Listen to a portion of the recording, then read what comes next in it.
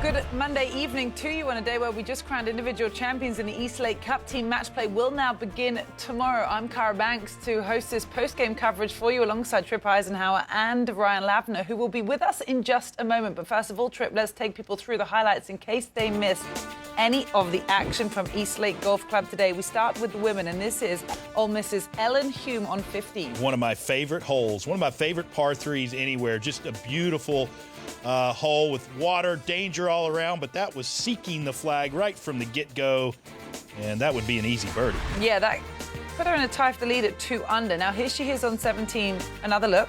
Okay, so we've birdied 15. Now we're birdieing 17, and things are going the right direction. She is the 2019 English Amateur Champion. She does come from England and transferred to almost the beginning of her junior year at the start of 2020. Back up the hill here at the 18th, par 5, that for birdie. And tough to get it there. That putt is ever so slow. Start of her junior season, I should say. So she's actually quite new in the Ole Miss team, but she would be the leader in the clubhouse after that at 3 under. That was an opportunity to birdie 4 of her last 5. Here's her teammate, Kennedy Swan, trailing by 1, needing to get up and down for birdie here at the last. I like the straight leg start. Then she bends her legs to go back, but a beautiful wedge, controlled perfectly right under the hole. Now remember that putt slow, but see, her teammate can't tell her that. Her teammate can't tell her, and you don't want to tell her that, but or do you? She's your teammate, but now she's gonna tie. She got it there. She did get a teach, didn't she? She got a teach, yes. Her playing partner had a putt from just outside that range. So here they are, Ellen Hume and Kennedy Swan, teammates at Ole Miss, picked up co-medalist honors in the individual competition today.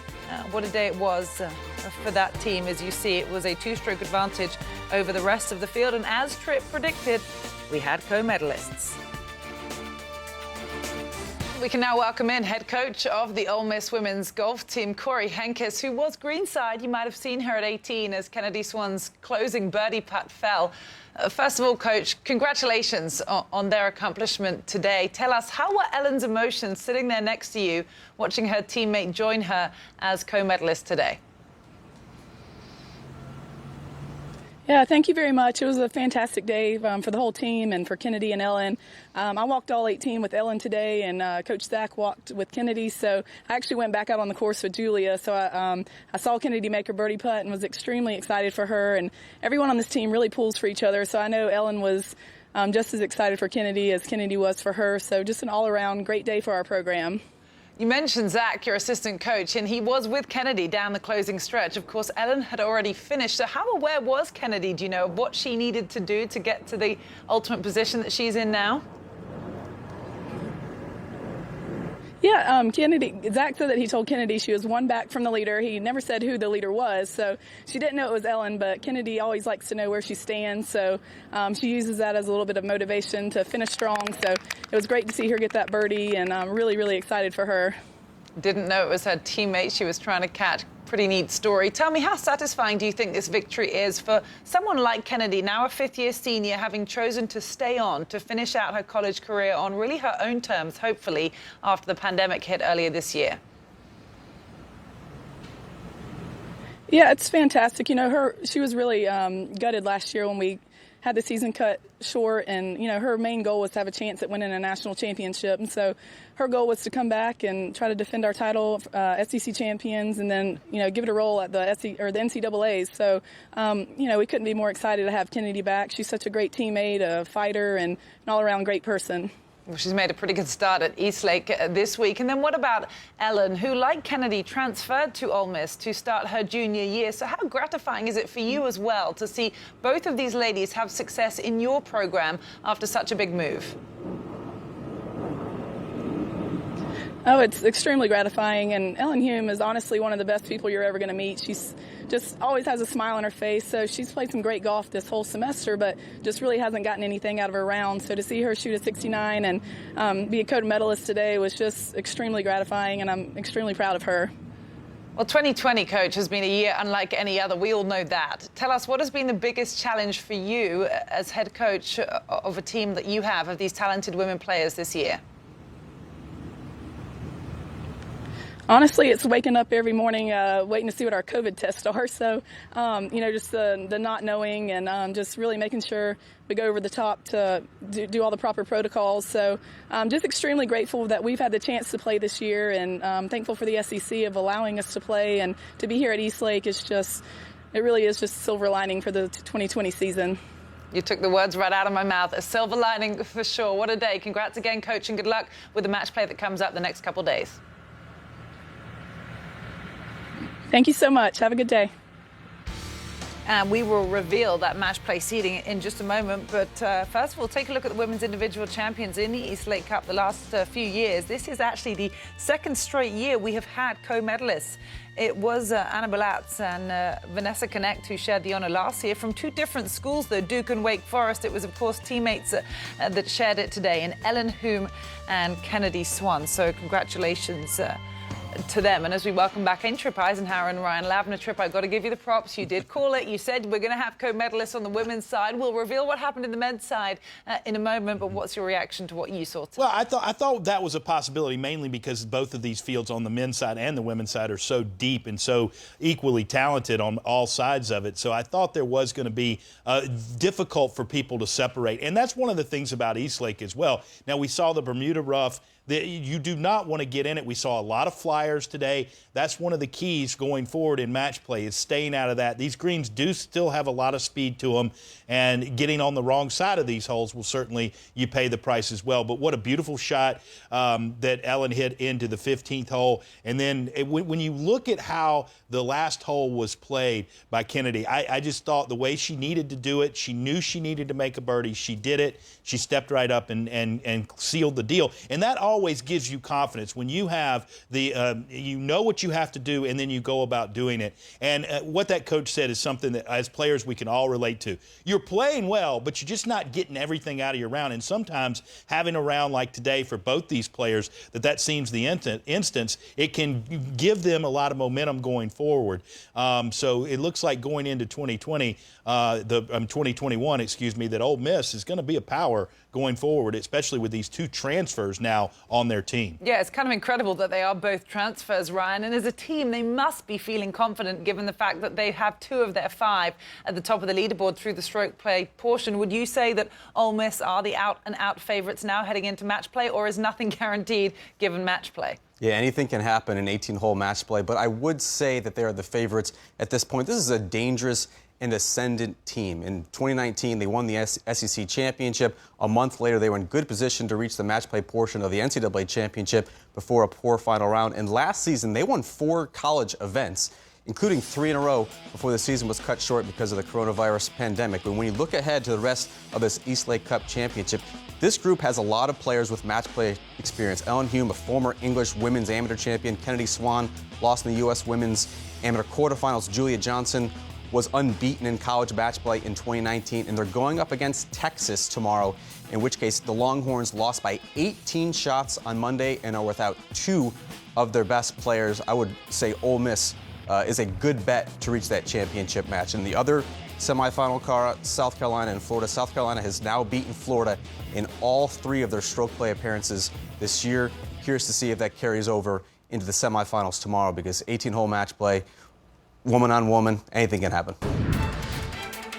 Back on Golf Central, where we are reacting to the Eastlake Cup today. Cara Banks with Trip Eisenhower, where we check in with the men's competition, and this was the man to beat, Patrick Welsh from Oklahoma. You were not seeing things. He is cross-handed. Yes, left hand low, all the way through the bag. That birdie got him to 4 under. He was trailing by 1. Here's his teammate, Quade Cummins, who was the leader at 16.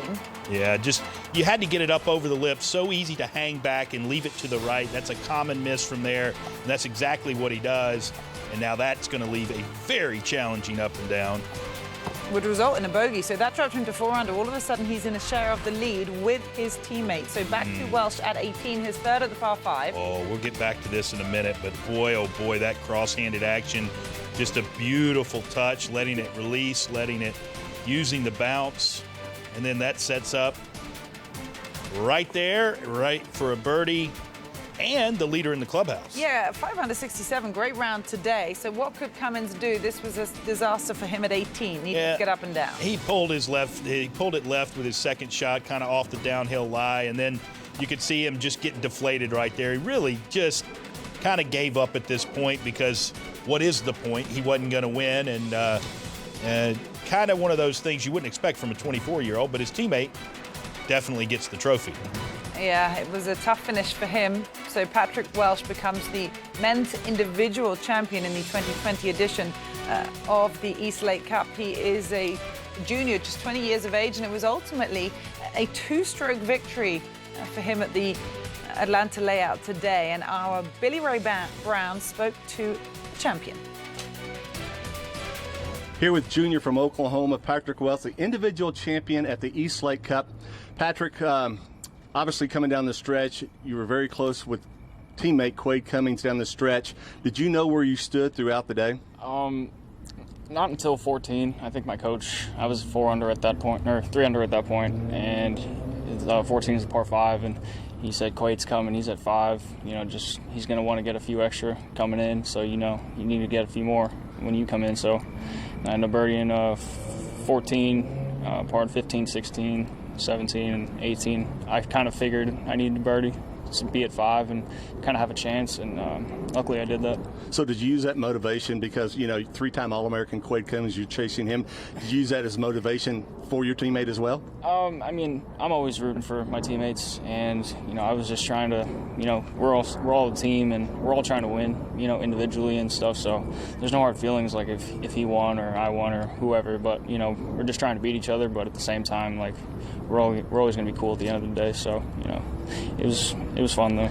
It's been a long list of individual champions here at East Lake Cup. They've gone on to have very successful PGA Tour career wins. And what does this win do for you? It's definitely a confidence booster for sure. I've put myself in position to win a few times, and I just haven't really done that yet. So this was my first one, and to have it here at East Lake at this course, historic course, in front of you guys, and just a lot of my friends and family watching back home, it means a lot. Well, you move forward now into match play from medal play. What message do you think head coach Ryan Hibble will give the team tonight? Oh, that today's done with. It's over with. Match play is a totally different animal. You can shoot 80 one day and then play match play and be 10 under. So, I think we're going to just reset from today. It was nice that we won, but tomorrow, match play, we got to beat the guy. So. Are you comfortable playing match play? Yeah, I like match play. I just worry about my own game, and I just play my own game and hit my own shots, and I don't have to worry about the field as much. Just one-on-one, and see what happens. Just a quick note: you play Texas tomorrow in the semifinals. Your thoughts there? Oh yeah, Texas. Yeah, I hate those. Now I'm playing. No, they're a really great team too. We played them in the national championship my freshman year. We played them in the Big 12 this past fall. And, it's 1-1 right now, but we'll see what happens tomorrow. They're a great team, and we're going to have to play our best to beat them. Congratulations, and we'll see you tomorrow. All right, thank you. Back to you, Cara. Thanks, Billy Ray. Well, he mentioned the impressive list of men's individuals champions in the East Lake Cup. This is a pretty good roster. Scotty Scheffler, who's got full-time status on the PGA Tour now, as does Will Gordon. Of course, Scheffler was a Texan Longhorn. Will Gordon went to Vanderbilt. Actually, he played pretty well. Hasn't won on the PGA Tour yet, nor is Scotty Scheffler. He triumphed on the Korn Ferry Tour. Victor Hovland has, of course, a former OSU Cowboy. Mark Power from Wake Forest won the individual title last year, but the accolade goes to Patrick Welsh this year. And Tripp, this happens to be the first win of his college career. Amazing, though. Would you believe the inaugural year of the Drive, Chip and Putt National Finals, he won the boys 14 to 15 division. We're going to see a lot more of that, I'm sure, as the years develop. He's also a 4-time junior boys amateur champion. So he has been impressive through his junior days. But how valid is this to get a win in college? I think he likes I-20 there in the state of Georgia, right? Because just down the I-20, a couple hours is Augusta National, where you mentioned he won the inaugural 14 and 15-year-old age division of the Drive, Chip, and Putt, that wonderful competition that happens prior to Augusta every year. Of course, got delayed this last year, but hopefully that will be back soon. The other thing, too, about this guy, what I love about his swing is unique. Don't change these things.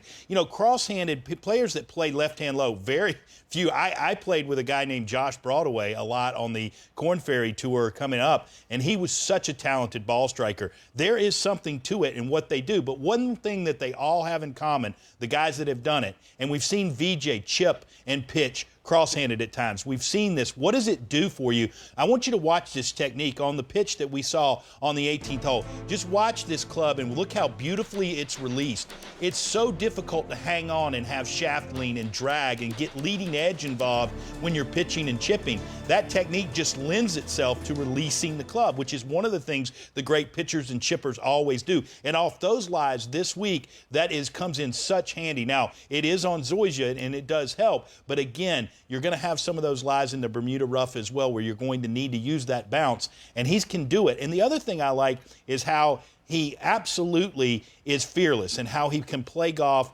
We see it a lot with these young players, but sometimes I mention it with the ladies. Sometimes you get around where everything goes your way. You join a list like we just showed, Victor Hovland, Scotty Scheffler, Will Gordon, and it can give you a lot of confidence going forward. So it could be a great time for this Oklahoma junior, if you will, to spring into action and start can really being a force in college golf. It's kind of interesting that we saw a couple of teammates go head-to-head in both the women's and men's portion of the competitions today, Lav. Of course, Cummins didn't quite get it done, but what did you make of the way the Oklahoma team played in general at Eastlake today? Yeah, I know Welsh got the W, but to me, the heart and soul of this Oklahoma squad is Quade Cummins. He's a 6-year senior. You never see this in college golf. He turns 25 years old in March. He's one of several players who was affected by the coronavirus shutdown and the extra year of eligibility that was granted to these graduating college seniors. So he's basically having a free year in college, but he could have gone pro and was chasing status this year, but he came back to school for one purpose and one purpose only, and that was to try and win an NCAA championship. Head coach Ryan Hybl told me that motivation is not a problem for Quade Cummins. He knows the goals that he has set for himself. It's basically like having another assistant coach out there, someone who is as determined, as experienced, and as motivated as Quade Cummins is. He is going to power this team potentially all the way into the NCAA championship finals. Kind of gets you pumped for the NCAAs as well, doesn't it? Because there will be a lot of motivated players having chosen to take a bit of extra time to finish out their college careers. With that in mind, this is the seeding heading into the team match play portion tomorrow. We will have the semi-finals on Tuesday, the finals on Wednesday. It'll all be live here on Golf Channel, of course. Oklahoma, unsurprisingly, take that #1 seed. And like on the women's side, Texas, the 4th seed, will go up against the #1 seed in that first semi-final. Pepperdine and Texas Tech will face off in the other. Our coverage will begin at 2 p.m. Eastern time tomorrow.